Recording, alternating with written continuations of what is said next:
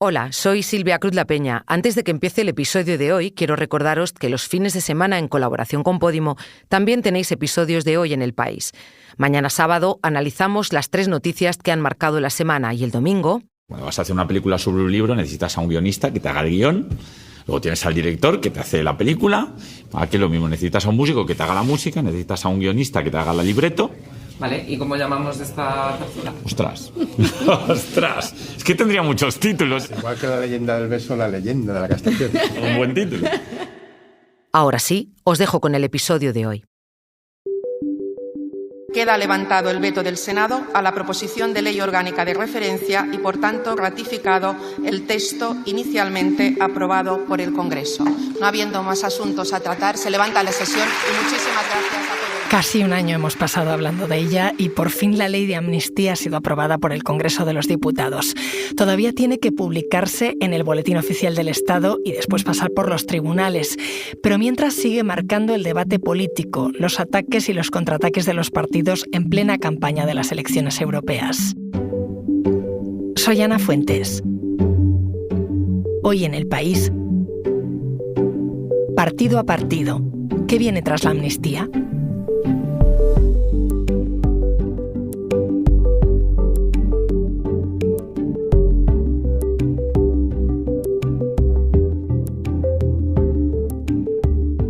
Hola, José. Hola, Ana, ¿qué tal? José Hermida escribe la crónica y el análisis parlamentario en El País. Estamos a las puertas de las elecciones europeas, con el Govern de Cataluña todavía por cerrarse, y este jueves por fin se ha aprobado la ley de amnistía. Yo quería repasar contigo en qué afecta a los partidos y a la política española. Pues vamos allá. Venga, empezamos por el partido que parece más afectado directamente, Junts. Esta ley no es perdón, Ni ni es clemencia, es victoria.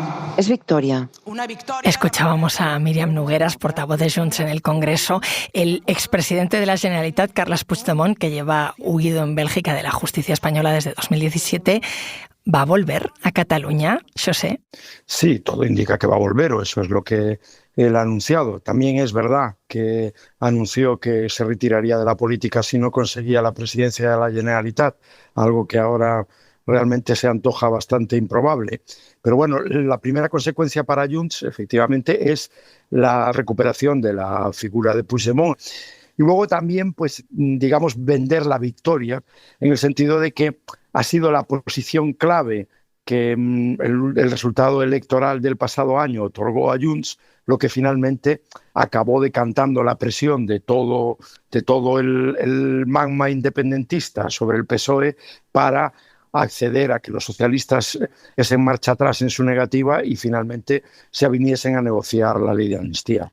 Claro, por eso te iba a preguntar, porque si, como dices, Puigdemont vuelve, es un activo electoral, pero al mismo tiempo la amnistía resta fuerza a algunos de los argumentos que ha venido defendiendo Junts en estos últimos años. ¿Eso cómo lo van a manejar? Pues en principio, primero habrá que ver cómo se resuelve la difícil ecuación de formación del próximo gobierno catalán, sin descartar nunca la posibilidad de que haya una repetición electoral.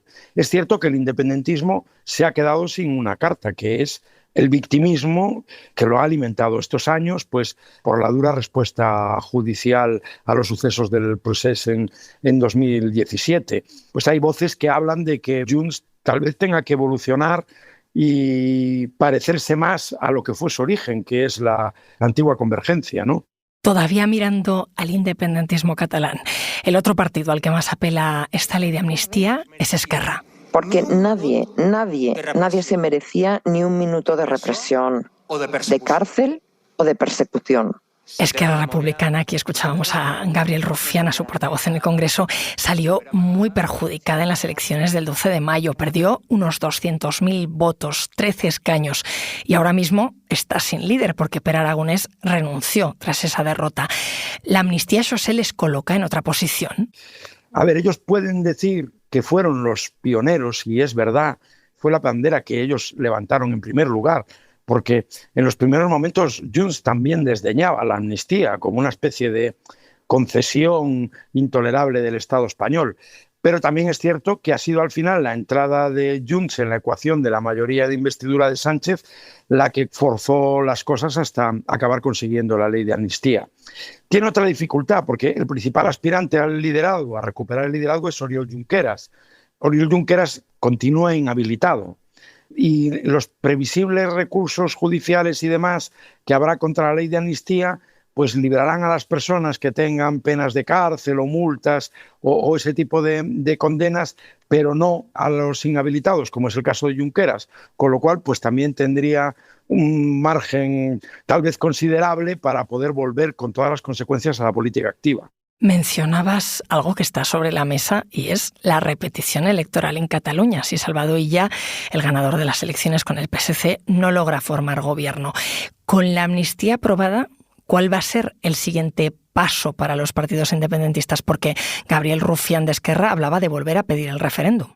Es obvio porque es su programa y es su aspiración. El problema es que no tienen mayoría en el Parlamento de Cataluña.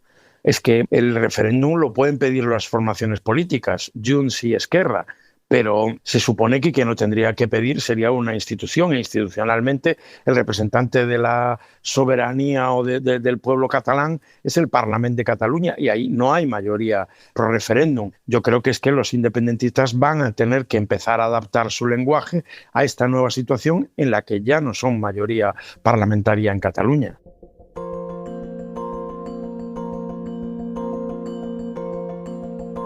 Yendo poco a poco, protagonista a protagonista, eso nos lleva al PSOE. La pretensión del legislador es absolutamente clara, ¿no? Lo acabo de decir, sacar de los tribunales todo lo que tuvo que ver con el proceso para que fuera la política quien resolviera los problemas políticos. Eso es lo que hemos pretendido. Bueno, escuchábamos a Patxi López, el portavoz del Grupo Socialista, apelando justamente al resultado de las últimas elecciones en Cataluña, que ha sido el gran alivio para el PSOE en este asunto. Es indudable que el PSOE ha sufrido un desgaste en estos meses porque ha sido una negociación muy complicada y porque es una medida impopular. Según todas las encuestas, la mayoría de los españoles estaba en contra. Ahora bien, ese resultado electoral ha aliviado de una forma muy considerable las cuitas del PSOE porque de alguna manera ha reforzado su argumento de que, como antes los indultos, ahora la amnistía han conseguido desinflamar el conflicto en Cataluña y han dejado sin oxígeno a los independentistas hasta conseguir que por vez primera en más de 4 décadas el nacionalismo no sea mayoritario en el Parlamento. Ahora habrá que estar atento a lo que pase en las elecciones europeas, que yo creo que pueden medir ahí un poco cómo es el impacto de todo esto entre el electorado socialista. Queda también la incógnita de saber si esto le va a permitir continuar con la legislatura, cosa que tampoco podemos asegurar al 100%. Ahora, sí podemos asegurar otra cosa, que sin esto no habría legislatura. Te referías antes al debate que se montó en la sociedad con la amnistía, pero también fue un debate interno muy fuerte en el Partido Socialista. ¿Qué pasa con ese debate? ¿Se acaba?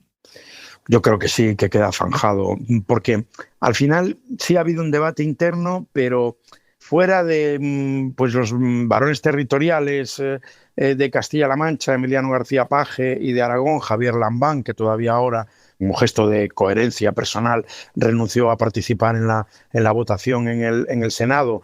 Y luego estas voces de la llamada vieja guardia socialista, también estos días hemos vuelto a escuchar a Felipe González, pero en el conjunto del partido, aunque fuese a regañadientes y aunque fuese con un cierto dolor, se ha asumido la amnistía. ¿Pueden cambiar ahora los equilibrios, sobre todo con Junts y con Esquerra? ¿Peligra de alguna manera la estabilidad de la legislatura ahora? La estabilidad de la legislatura sigue siendo una incógnita. A ver, ahí hay un problema. Con Junts y con Esquerra, previsiblemente fuera del gobierno catalán, es difícil pensar que pueden obtener a cambio en Madrid de seguir apoyando al gobierno socialista. Porque, bueno, podríamos hablar de esta negociación sobre el referéndum, por ejemplo, en la mesa de negociación que se creó entre el gobierno y la Generalitat, pero claro, ya no tienen el poder en Cataluña y, insisto, no tienen la mayoría en el Parlamento. Luego, conseguir ventajas materiales, inversiones y demás, tampoco las capitalizarían o no las capitalizarían tanto como si estuviesen en el gobierno autonómico. Ahora, ahí se juega con una variable que es la que infunde optimismo en el PSOE y en el gobierno, que es la alternativa sería que Junts y Esquerra hiciesen caer al Ejecutivo de Pedro Sánchez y precipitasen unas elecciones que tal vez podría dar el poder a la derecha, y que una opción que no parece muy popular entre el electorado de ambas formaciones. Lo que sí es cierto es que, claro, esta legislatura, a pesar de todo, va a ser más difícil para Sánchez. Antes solo dependía de una formación catalana, que era Esquerra, con la que más o menos ya se había establecido una rutina y había un carril que funcionaba con bastante fluidez, y ahora con Junts, que es una formación mucho más imprevisible, pues todo se ha vuelto bastante más resbaladizo. Ahora me sigues contando, José. Enseguida volvemos.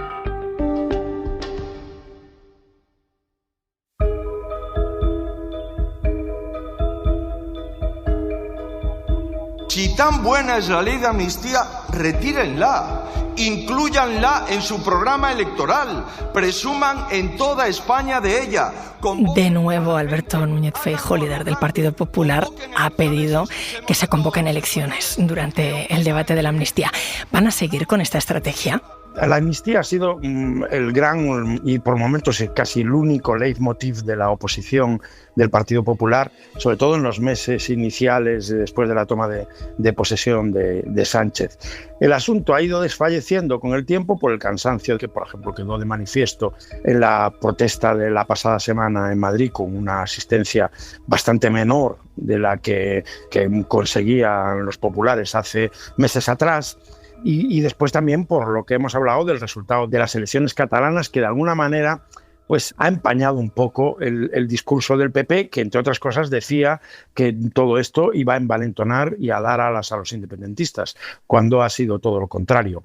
Realmente da la impresión de que ahora el PP está buscando otro tema de oposición y que ahora está entregado en cuerpo y alma al asunto de la esposa de Pedro Sánchez, de Begoña Gómez, y a todo este discurso que está construyendo los populares de que este es un gobierno asediado por la corrupción. Es decir, ellos mismos también parece que están pasando página de la amnistía. Con lo de las elecciones, bueno, no sé, yo no sé si Feijóo puede estar todas las semanas pidiendo elecciones, la verdad. Me parece un poco complicado. ¿Puede empezar a cambiar la relación del PP con Junts? Esa es una de las cuestiones más interesantes, aunque yo creo que para eso hay que recorrer todavía un camino. Ahora bien, da la impresión de que Junts pues vuelve un poco a la realidad y a la institucionalidad. Están condenados a entenderse el Partido Popular y Junts, siempre que el Partido Popular, claro, se libre también de la incómoda presencia de Vox.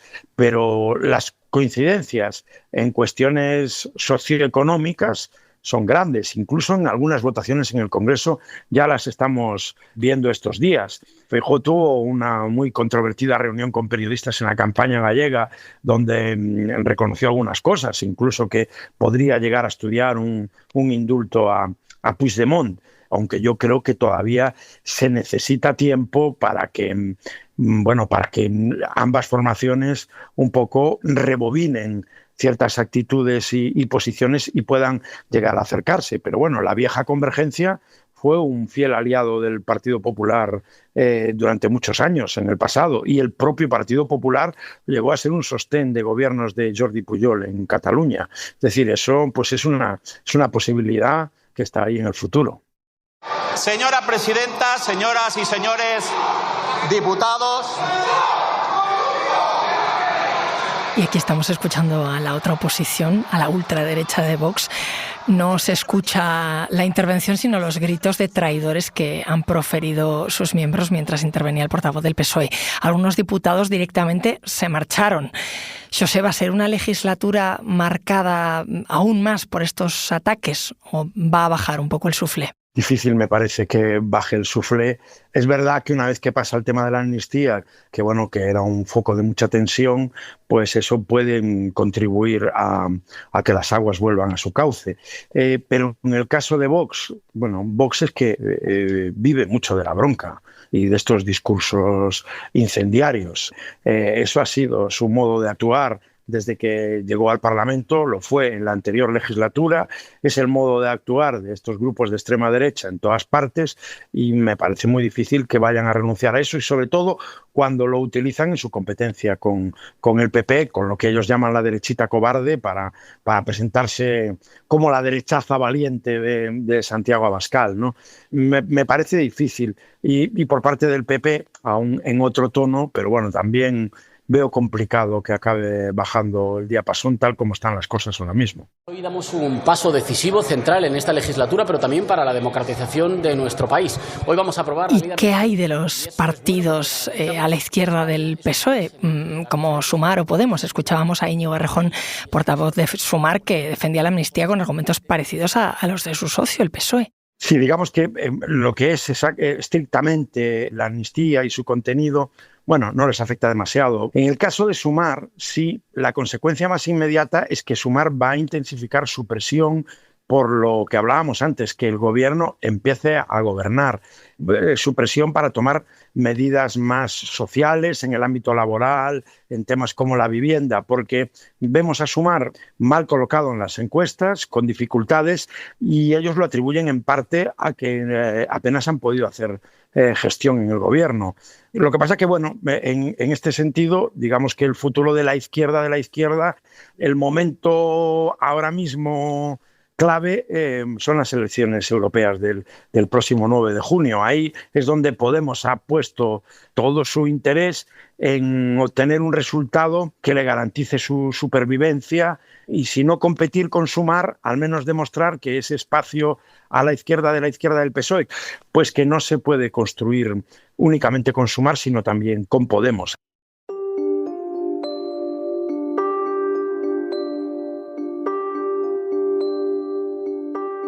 La amnistía, al final, José, ha marcado en gran parte el compás de la política en los últimos meses. Como decías, está incluso en la campaña de las europeas.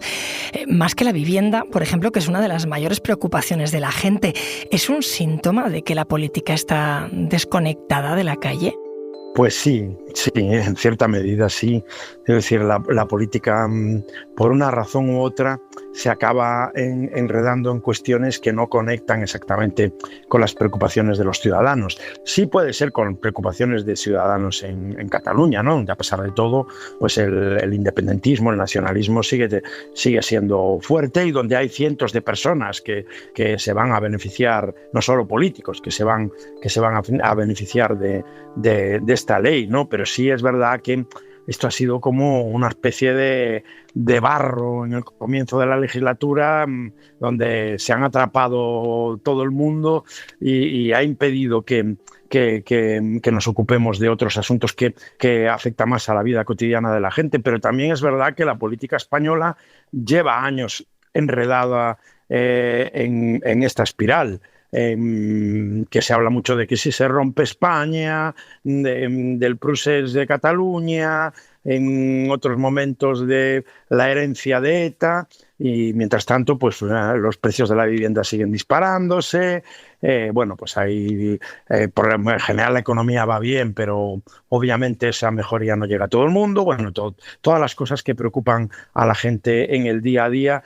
Y que la política española está un poco enredada y ha estado enredada en estas cuestiones, por decirlo así, patrióticas de un lado y de otro. José, gracias. Nada, gracias a ti, Ana.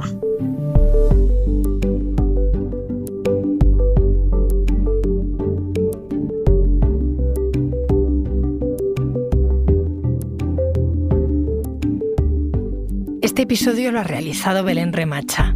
La grabación en estudio es de Camilo Iriarte. El diseño de sonido es de Nicolás Chavertidis. La edición es de Ana Rivera. Y la dirección de Silvia Cruz La Peña. Yo soy Ana Fuentes y esto ha sido Hoy en el País. Mañana volvemos con más historias. Gracias por escuchar.